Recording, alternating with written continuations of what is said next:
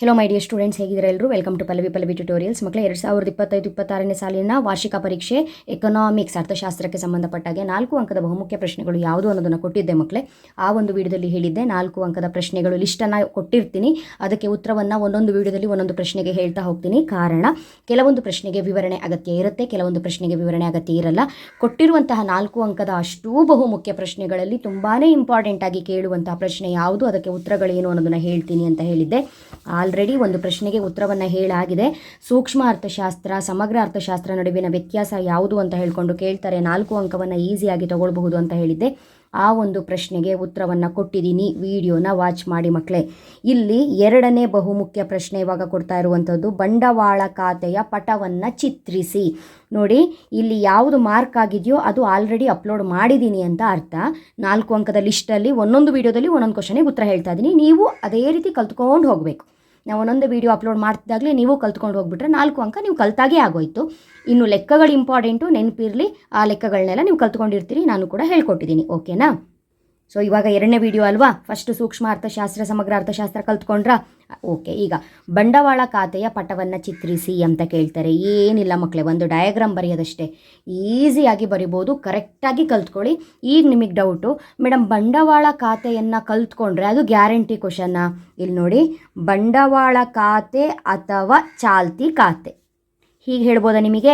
ಬಂಡವಾಳ ಖಾತೆ ಅಥವಾ ಚಾಲ್ತಿ ಖಾತೆ ಎರಡೂ ಒಂದು ಪಾಠದ್ದೇ ಪ್ರಶ್ನೆ. ಈ ಎರಡೂ ಖಾತೆಯಲ್ಲಿ ಒಂದು ಖಾತೆ ಗ್ಯಾರಂಟಿ, ನಿಮಗೆ 4 ಅಂಕಗಳು ಸಹ ಗ್ಯಾರಂಟಿ. ಓಕೆನಾ? ಇವಾಗ ಅರ್ಥ ಆಯಿತಾ? ಅಲ್ಲಿಗೆ ಈ ವಿಡಿಯೋದಲ್ಲಿ ಬಂಡವಾಳ ಖಾತೆಯ ಪಟ ಹೇಗಿರುತ್ತೆ, ಚಾಲ್ತಿ ಖಾತೆಯ ಪಟ ಹೇಗಿರುತ್ತೆ ಅಂತ ನಾನು ಹೇಳಲ್ಲ. ಅದನ್ನು ನಿಮಗೆ ಹೇಳ್ತೀನಿ, ನೀವು ಕಲ್ತ್ಕೊಳ್ತೀರ ಅದನ್ನು ನೀಟಾಗಿ. 2 ಕಲ್ತ್ಕೊಂಡ್ರೆ 4 ಅಂಕ ಗ್ಯಾರಂಟಿ ಬರುತ್ತಲ್ಲ. ಹಾಗಾಗಿ ಈ ವಿಡಿಯೋದಲ್ಲಿ ಇದೆರಡು ಹೇಳ್ತೀನಿ. ಓಕೆನಾ? ವಿಡಿಯೋನ ಎಂಡ್ವರೆಗೂ ವಾಚ್ ಮಾಡ್ಕೊಳ್ಳಿ. ಯಾರ್ಯಾರು ಚಾನಲ್ಗೆ ಸಬ್ಸ್ಕ್ರೈಬ್ ಆಗಲಿ ಇವಾಗಲೇ ಸಬ್ಸ್ಕ್ರೈಬ್ ಆಗಿ. ಯಾಕಂತ ಹೇಳಿದ್ರೆ 3 ಪ್ರಶ್ನೆ ಆಯಿತು. 4ನೇ ಬಹುಮುಖ್ಯ ಪ್ರಶ್ನೆ ಯಾವುದು, ಉತ್ತರ ಏನು ಅನ್ನೋದು ನೆಕ್ಸ್ಟ್ ಹೇಳಬೇಕಲ್ವ ನಿಮಗೆ. ನಿಮಗೆ ಒಂದೊಂದೇ ವಿಡಿಯೋನ ವಾಚ್ ಮಾಡೋದಕ್ಕೆ ಕಷ್ಟ ಆದರೆ, ನಿಮ್ಮ ಹತ್ರ ಆನ್ಸರ್ ಇದ್ದರೆ, ನಾ ಫಸ್ಟ್ ವಿಡಿಯೋದಲ್ಲಿ 4 ಅಂಕದೆಲ್ಲ ಲಿಸ್ಟನ್ನು ಕೊಟ್ಟುಬಿಟ್ಟಿದ್ದೀನಿ. ಬೇಕಿದ್ರೆ ಆ ವಿಡಿಯೋನ ವಾಚ್ ಮಾಡಿಕೊಂಡು ನಿಮ್ಮ ಹತ್ರ ಆನ್ಸರ್ ಏನಿರುತ್ತೋ ಅದಕ್ಕೂ ಕೂಡ ನೀವು ಪ್ರಿಪೇರ್ ಆಗ್ಬೋದು. ಓಕೆನಾ? ಆನ್ಸರ್ ಸ್ಟಾರ್ಟ್ ಮಾಡೋಣ. ಓಕೆ, ಫಸ್ಟು ಬಂಡವಾಳ ಖಾತೆ. ಸೊ ಇದು ಸ್ಕೀಮ್ ಆಫ್ ವ್ಯಾಲ್ಯೂಯೇಷನ್ನು ನೋಡಿ. ಇದು 2 ವರ್ಷದಲ್ಲೂ ಇದೇ ಕ್ವಶನ್ ಇರೋದ್ರಿಂದ ಇಲ್ಲಿ 35ನೇ ಪ್ರಶ್ನೆ ಬಂದಿದೆ, ಇಲ್ಲಿ 39ನೇ ಪ್ರಶ್ನೆ ಬಂದಿದೆ. ಈ ರೀತಿಯಾಗಾದರೂ ಬರಿಬೋದು ಬಂಡವಾಳ ಖಾತೆ, ಈ ರೀತಿಯಾಗಾದರೂ ಬರಿಬೋದು. ಬಟ್ ಈ ರೀತಿ ಬರೆಯೋದು ಒಳ್ಳೆಯದು ಅಂತ ಅನಿಸುತ್ತೆ. ನೀಟಾಗಿ ಬಾಕ್ಸ್ ಎಲ್ಲ ಹಾಕಿ ಪೆನ್ಸಿಲಲ್ಲೆಲ್ಲ ಲೈನ್ ಹಾಕ್ಕೊಂಡು ಚೆಂದ ಮಾಡಿ ಬರೆದ್ರೆ 4 ಅಂಕಗಳು. ವಿವರಣೆ ಅಗತ್ಯನೇ ಇಲ್ಲ, ಹೌದಲ್ವಾ? ಹಾಗಾಗಿ ಬಂಡವಾಳ ಖಾತೆ 2025-24 ಎರಡೂ ಕಡೆಯೂ ಕೇಳಿರೋದ್ರಿಂದ ಬಹುಮುಖ್ಯ. ಹಾಗಂತ ನೀವು ಚಾಲ್ತಿ ಖಾತೆಯನ್ನು ನೆಗ್ಲೆಕ್ಟ್ ಮಾಡೋ ಹಾಗಿಲ್ಲ. ನಾನು 2ರಲ್ಲಿ ಒಂದು ಇಂಪಾರ್ಟೆಂಟು ಅಂತ ಹೇಳಿರೋದು. ಈಗ ನೋಡಿ, ಬಂಡವಾಳ ಖಾತೆ ಅಂತ ಹೇಳಿದ್ರೆ ಏನು ಮಾಡಬೇಕು? ಫಸ್ಟು ಬಂಡವಾಳ ಖಾತೆ ಅಂತ ಹೆಡ್ಡಿಂಗ್ ಬರ್ಕೊಳ್ಬೇಕಾಯ್ತಾ? ಬಂಡವಾಳ ಖಾತೆಯಲ್ಲಿ 3 ವಿಧಗಳು ಬರುತ್ತೆ. ಎಷ್ಟು ವಿಧಗಳು ಬರುತ್ತೆ? 3 ವಿಧಗಳು ಬರುತ್ತೆ. ಹೂಡಿಕೆಗಳು, ಬಾಹ್ಯ ಸಾಲಗಳು, ಬಾಹ್ಯ ನೆರವು ಅಂತ. ಹೂಡಿಕೆಗಳು, ಬಾಹ್ಯ ಸಾಲಗಳು, ಬಾಹ್ಯ ನೆರವು ಅಂತ 3 ವಿಧ ಬರುತ್ತೆ. ಆ 3 ವಿಧದಲ್ಲಿ ಫಸ್ಟು ಹೂಡಿಕೆಗಳಿಗೆ ಬನ್ನಿ.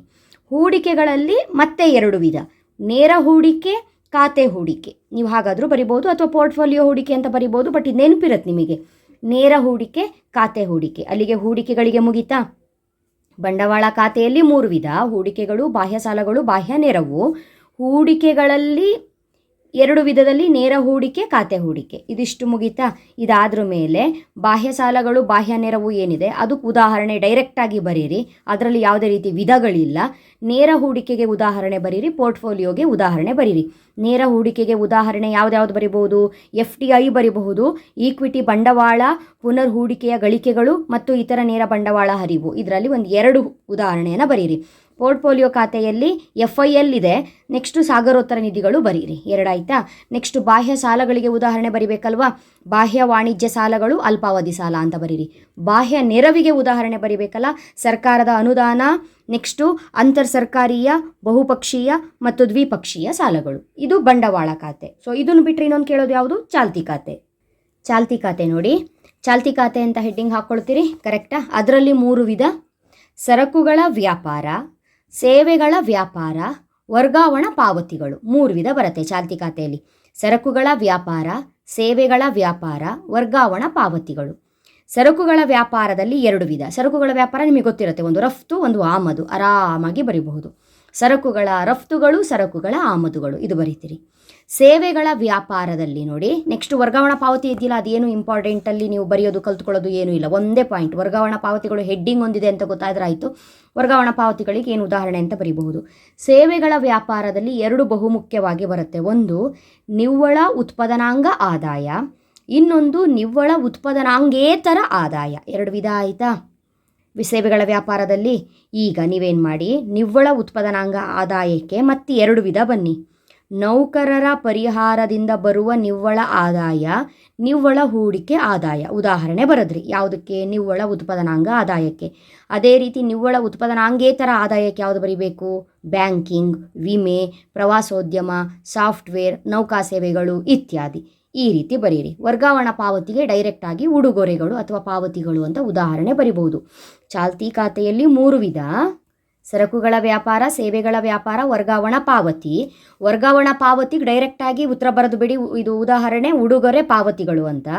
ಸರಕುಗಳ ವ್ಯಾಪಾರದಲ್ಲಿ ಬರೆದು ಬಿಡಿ, 2 ಬರುತ್ತೆ. ಒಂದು ಸರಕುಗಳ ರಫ್ತುಗಳು, ಸರಕುಗಳ ಆಮದುಗಳು. ಮಧ್ಯದಲ್ಲಿ ಇದೊಂಚೂರು ಎಫರ್ಟ್ ಹಾಕಬೇಕು ನೀವು.